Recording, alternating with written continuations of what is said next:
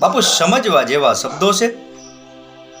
દુનિયાની દરેક વસ્તુને વાપરવાથી ઓછી થાય છે, એનામાં ઘટાડો આવે છે. પરંતુ એક વસ્તુ એવી છે કે એને જેમ જેમ વાપરવામાં આવે ને એનામાં એમ વધારો થાય છે.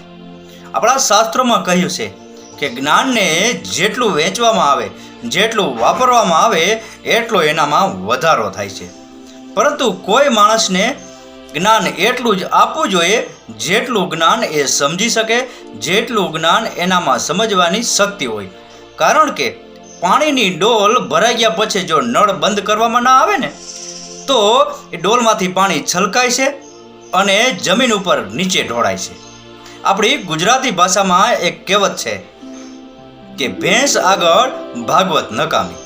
એટલે કે જે માણસને વધારે પડતું જ્ઞાન આપવામાં આવે અને એ સમજી ન શકે ને તો એ જ્ઞાન ભેંસ આગળ ભાગવત બરાબર કહેવાય.